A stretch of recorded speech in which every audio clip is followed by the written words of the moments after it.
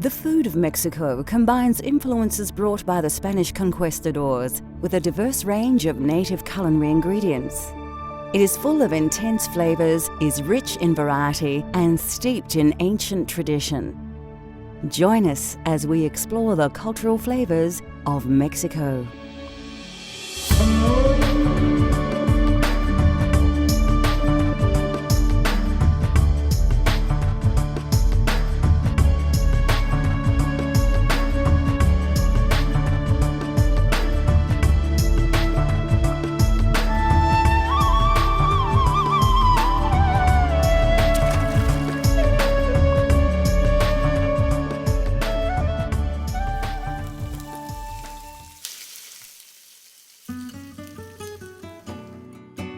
Mexico is located at the southern tip of the North American continent and is home to more than 100 million people. The Tropic of Cancer cuts right through the country, and its tropical climate is responsible for an immensely varied biodiversity. Amazingly, Mexico is home to 10% of the world's species. With so many natural resources, it's no surprise that Mexico is responsible for introducing the rest of the world to so many delicious foods that are now considered invaluable by so many other cultures. Mexican food is based on a few different ingredients. From the Aztecs to the Spanish, it's just a mix of ingredients, especially with the Aztecs, the influence of the Aztecs with the corn, the beans, the chili, and a bit of the influence between the Spanish with a bit of tomato, coriander. It's an intensive food. Depends where you are, from Mexico and south to north, and especially Mexican loves the chili. That's why there's so many different types of chilies in Mexico. By the time the Spanish arrived in the 15th century, advanced civilizations had lived in the region for thousands of years, and they were noted for their exceptional understanding of architecture, mathematics, art, theology, and cuisine.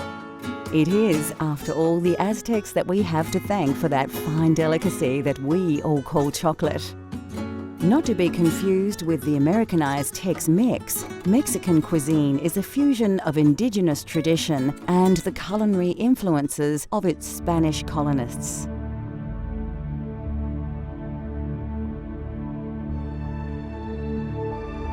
The herbs and spices used in Mexican cooking are varied and differ between the regions. Also, a Spanish and then French influence introduced European flavors to the Mexican palate. Of course, chilies are the most famous Mexican ingredient, and they are used in dishes right across the country. There are many varieties of chili eaten in a range of colors, flavors, and strengths, and they are often used in combination to flavor particular dishes. Chilies are most often found in sauces and salsas. A very versatile spice, the chili is added fresh in many dishes, but can be found pickled and eaten on its own, or as part of a dish, even dried and powdered. Coriander leaves are used in fresh green salsas, as well as several other cooked and fresh salsas. It is also common in bean and rice dishes, soups, stews, and moles.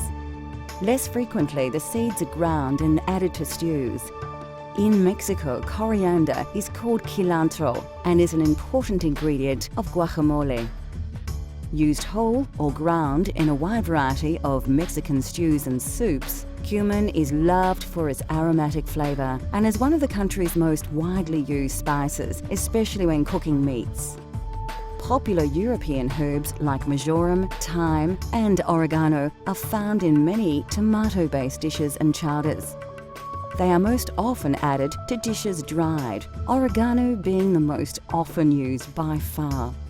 The Spanish brought black pepper, onion, and garlic to Mexico, and they are now an important part of the Mexican food vocabulary.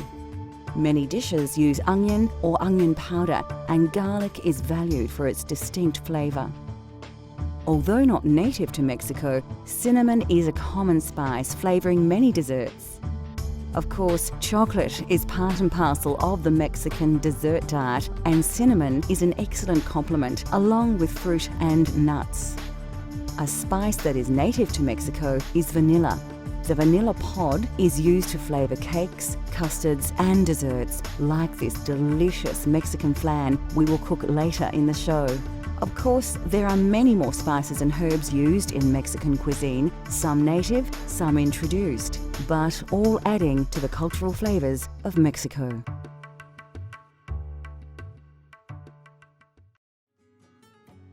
Literally meaning eggs, ranch style, Huevos Rancheros is a hearty country breakfast that was traditionally served up to hungry workers on rural farms.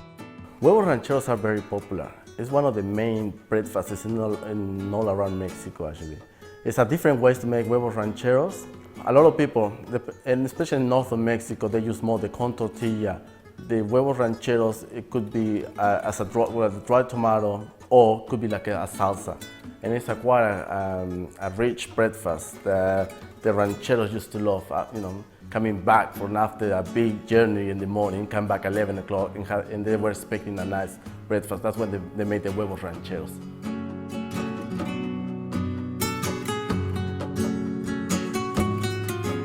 To create this tasty morning meal for one, we're using a spicy Mexican sausage, a few eggs, and tortilla.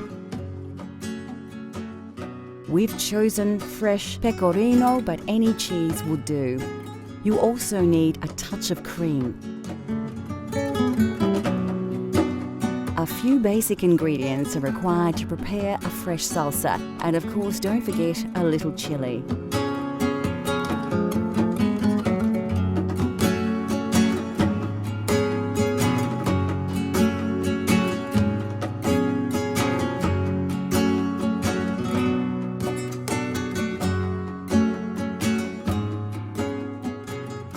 The first step in making this hearty Mexican breakfast is to prepare a fresh tomato salsa. Remove the stalk from the tomato, cut it in half, then dice both halves. Do the same with the rest of your tomatoes and put them into a bowl. Take a large red onion, cut it in half, peel it, and then dice this also. Add the onion to the tomato.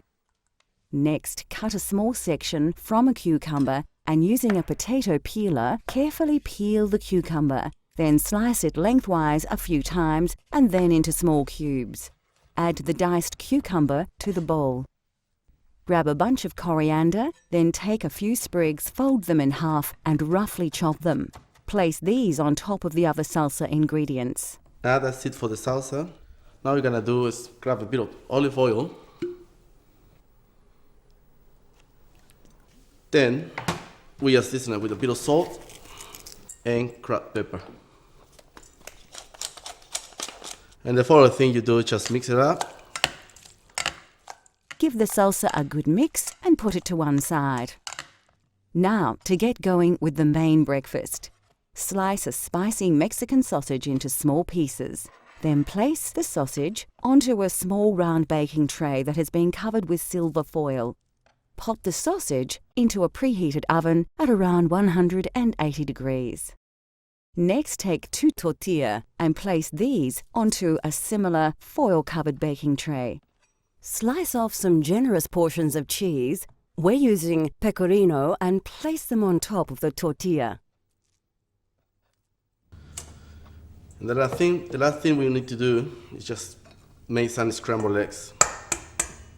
So pour about 3 eggs, season it with salt and pepper, bit of cream, and we get a bit of parsley. Now we can do a bit of chili, and now we give the eggs a very good mix. Now we're ready for cooking. Just before you start cooking, you should place the tortilla into the hot oven alongside the sausage. Heat a frying pan to a moderate temperature, then pour in some olive oil and then fry your salsa till the tomato begins to cook through. When ready, put aside for a little later. To the same saucepan, add a wedge of butter and once this is melted, pour in your scrambled egg mixture. Mix the eggs well with a spatula and keep an eye on them. They will cook quickly. By now, your sausage and tortilla should be ready to go, so carefully remove them from the oven. To serve, place your scrambled eggs over the bread and liberally cover the egg with slices of sausage. Finally, pour the salsa over everything. Huevos Rancheros, a hearty breakfast straight from the country kitchens of Mexico that will satisfy everyone, no matter where they are. Coming up on Cultural Flavors, we prepare a tasty toasted sandwich, Mexico style, and experience a sweet Mexican tradition.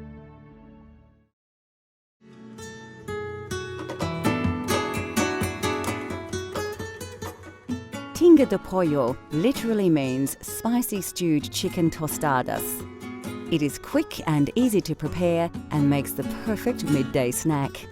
Tinga de pollo actually was a dish that my nana used to make since I was little. I used to love it. It's part of the, I think, my family tradition. There's that typical dish that's quite rich with the tomato sauce, tomato salsa, and the chilies and the spices. And since I grew up with that kind of meal. And, you know, it's a typical Mexican meal. It's a beautiful, rich meal consisting in tomato, onion, the sauce, the shredded chicken. It's just an amazing and rich flavor.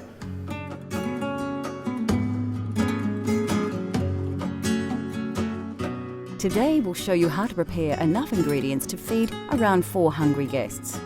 Of course, you'll need some chicken breasts, an 8-corn tortilla, along with a few other ingredients that form the topping to the tostada.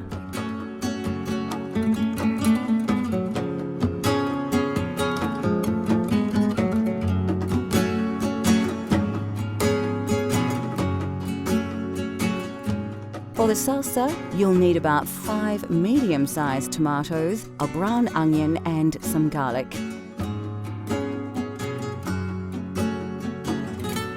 Chipotle is an authentic condiment made from smoked dried jalapenos.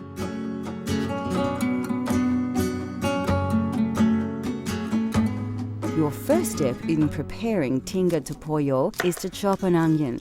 Cut a brown onion in half, peel it, and then cut the onion into fine slivers, like so. Do the same with both halves and put it aside for later. We'll use the onion when we come to cook the chicken. Take a large, flat baking tray and line the base thoroughly with olive oil. Then place your chicken breasts onto the tray, lightly drizzle olive oil over the fillets, and season with ground black pepper and a pinch of salt. Now what we're gonna do is just cover the chicken with foil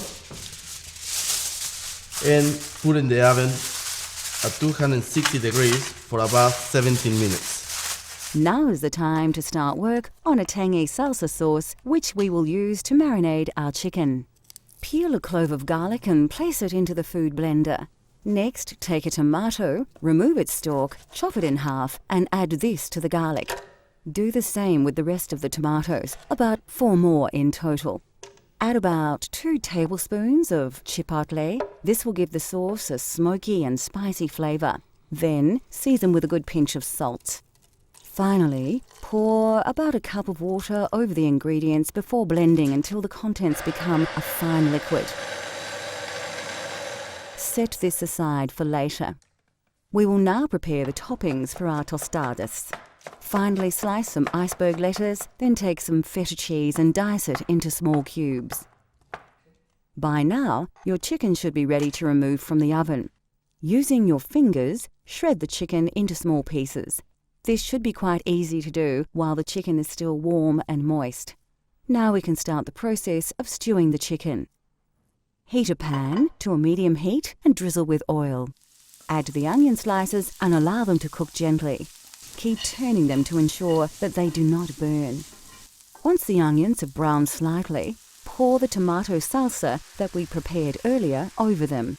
Give the sauce a stir, cover, and allow the tomatoes to cook through. Once the sauce has changed color, you can add the shredded chicken to the pan. Stir in well and ensure that all the chicken is covered with sauce. Cover and allow to cook for a few minutes. Meanwhile, place some corn tortilla onto a foil-covered baking tray. Lightly cover these with olive oil before placing in a hot oven for a few minutes. Now, the final stage is to put the tortilla in the place, put a bit of lettuce, not too much, just a little bit, just to give it a bit of flavor. We put the tinga de pollo on top. We just put a bit on top of sour cream. Then top it up with a bit of feta cheese. Nice, and add a bit of salt into the dish. Then finally, we put a bit of avocado, cut in slices, just to give the final touch. Then we put it in on top. Tinga de pollo, a healthy snack featuring a number of authentic ingredients that truly reflect the cultural heritage of Mexico. Next on Cultural Flavors, we uncover the essential ingredients of Mexican cuisine and reveal a slice of gold.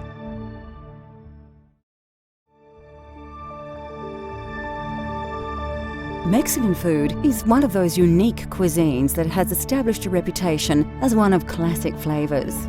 Like French or Japanese, the food of Mexico is popular right around the world.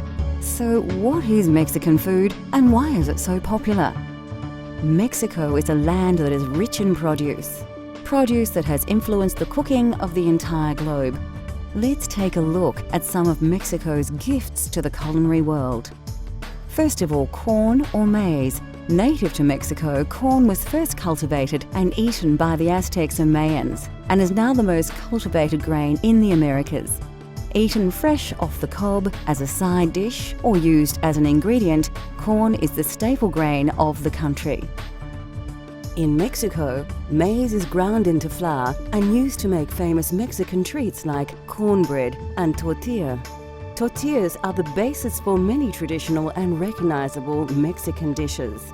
Classics like enchiladas, flautas, tostadas, tacos, and even nachos chips are all based on the maize or corn tortilla. Many associate tomatoes with Mexico, and although it is native to South America, the first tomato was actually first used in Peru. It is believed, though, that tomatoes were first cultivated in Mexico by the Aztecs in central Mexico, and the word tomato actually comes from the Aztec word tomatl, which means swelling fruit. Available in a variety of colors, sizes, and shapes, tomatoes are used in many Mexican dishes, but are probably most famous in salsa. Interestingly, when tomatoes were first taken to the world by the Spanish, they were used as a decoration for over half a century before being incorporated into local cuisines. Tomatoes are not the only unique food from Mexico. The delicious and unusual avocado is a mainstay of Mexican cuisine and the essential ingredient in the famous guacamole, a dip made from avocado, lime juice, salt, and sometimes chili or coriander. There is one Mexican food that has been adopted right across the globe. Enjoyed in Mexico for over 3,000 years, the cacao bean, fermented and dried, then roasted and shelled, is the magic ingredient of chocolate. Named chocolate by the Spanish, the people of Mexico have savored the unique flavors of this unusual plant since about 1100 BC. Although not always used in the form we know it, chocolate was originally a somewhat bitter drink. Over years of refining and experimentation, the delicious sweet chocolate we all know and love is part of life on every continent of the globe.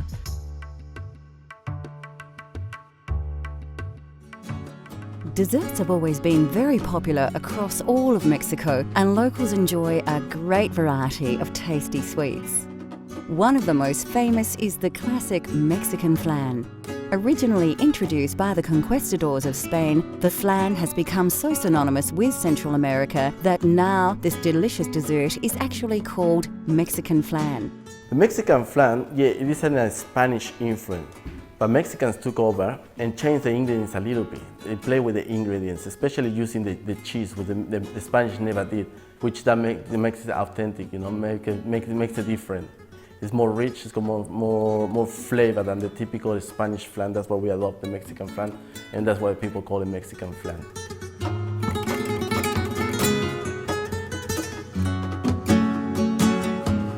The classic Mexican flan is one of the easiest desserts to prepare. It's made from a combination of a few simple dairy products such as condensed and evaporated milk,